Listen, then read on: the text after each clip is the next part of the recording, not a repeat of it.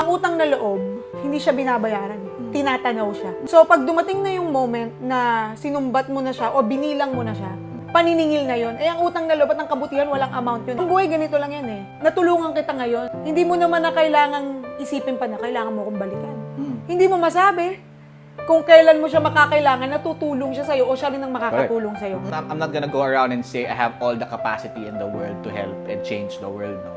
Like ko sinasabi, pag kaya ko, tutulong ako. Pag hindi ko siya isusumbat, tutulong ako. Kasi kung nangangailangan din ako, pero tutulong din ako na anyway, naturally hingi ka ng kapalit. Kasi may pangangailangan ka din eh. So you might as well check two things. May kapasidad ka ba? Isusumbat mo ba? Kung may kapasidad ka at hindi mo isusumbat, tumulong ka. But more importantly, pag tutulong ka kasi, this is just my view, I'm not sure with everyone, no?